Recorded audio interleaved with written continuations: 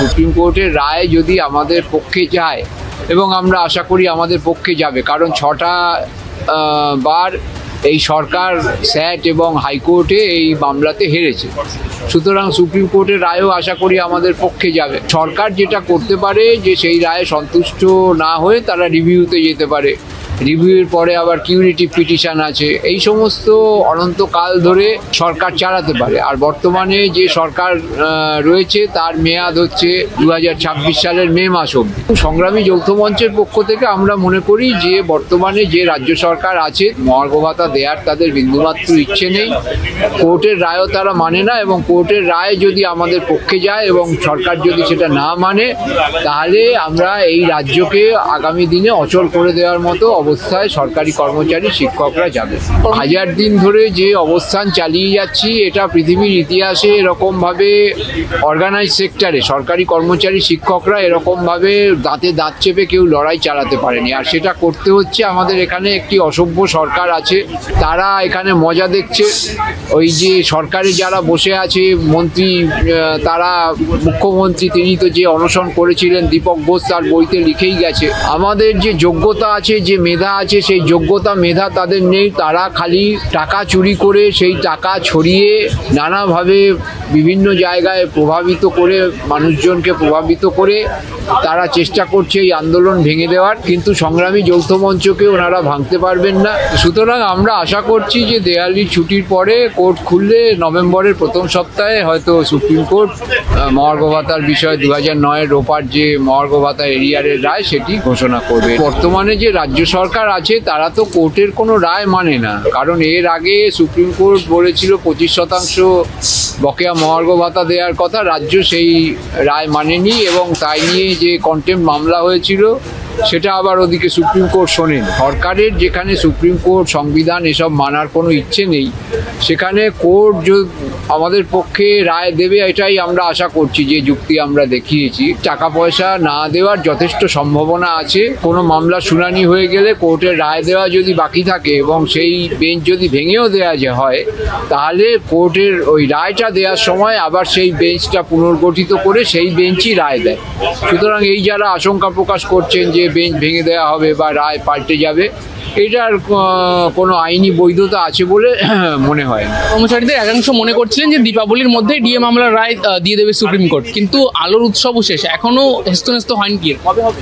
Supreme কোর্টে তো এখন দেওয়ালির ছুটি চলছে, তো সুতরাং আমরা আশা করছি যে দেওয়ালির ছুটির পরে কোর্ট খুললে নভেম্বরের প্রথম সপ্তাহে হয়তো সুপ্রিম কোর্ট এই রায় মহার্ঘ ভাতার বিষয়ে 2009-এর রোপার যে মহার্ঘ ভাতা এরিয়ারের রায় সেটি ঘোষণা করবে, এটা আমরা এখন মনে করছি। দাদা, রাজ্য কর্মচারীদের একাংশ এই ভয়গ্রস্ত হয়েছে যে দেরি হয়ে গেলে বিচার ব্যবস্থায় কোথাও কি ফাঁকফোকর থেকে যাবে না?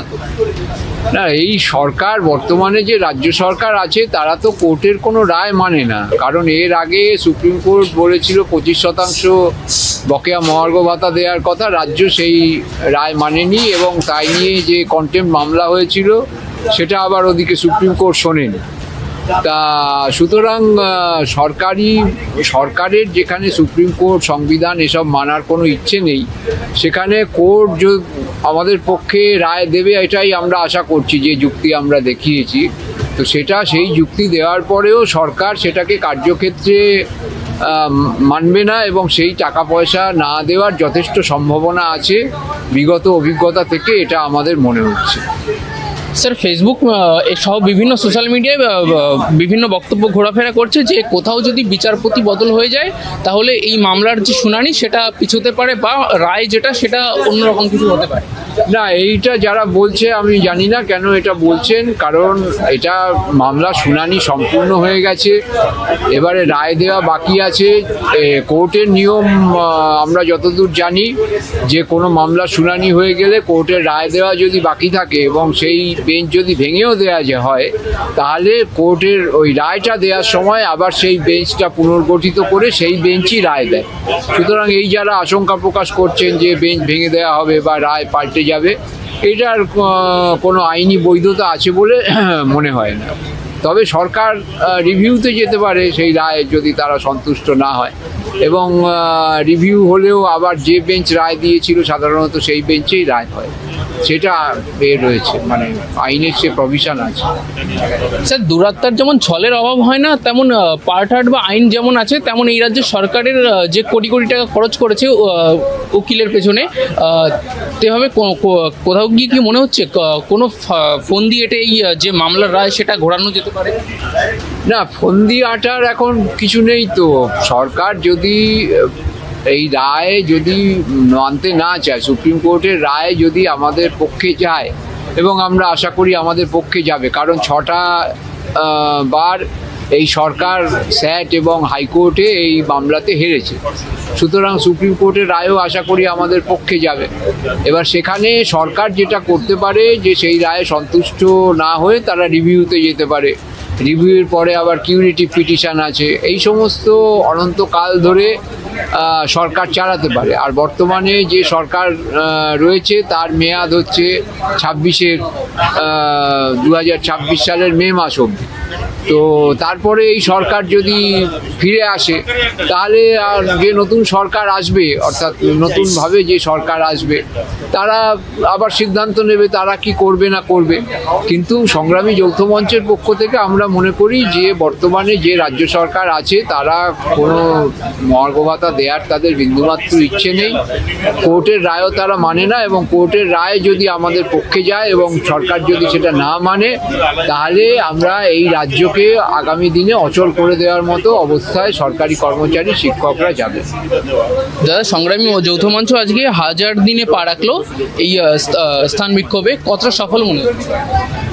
আমরা যে 1000 দিন ধরে যে অবস্থান চালিয়ে যাচ্ছি, এটা পৃথিবীর ইতিহাসে এরকমভাবে অর্গানাইজ সেক্টরে সরকারি কর্মচারী শিক্ষকরা এরকমভাবে দাঁতে দাঁত চেপে কেউ লড়াই চালাতে পারেনি। আর সেটা করতে হচ্ছে, আমাদের এখানে একটি অসভ্য সরকার আছে, তারা এখানে মজা দেখছে। ওই যে সরকারে যারা বসে আছে মন্ত্রী, তারা মুখ্যমন্ত্রী তিনি তো যে অনশন করেছিলেন, দীপক ঘোষ তার বইতে লিখেই গেছে যে কী ধরনের অনশন করেছিলেন। তো এই আন্দোলন করার সাহস সেই সরকারের যারা মন্ত্রী আছে তাদের নেই। আমাদের যে যোগ্যতা আছে, যে মেধা আছে, সেই যোগ্যতা মেধা তাদের নেই। তারা খালি টাকা চুরি করে সেই টাকা ছড়িয়ে নানাভাবে বিভিন্ন জায়গায় প্রভাবিত করে, মানুষজনকে প্রভাবিত করে তারা চেষ্টা করছে এই আন্দোলন ভেঙে দেওয়ার।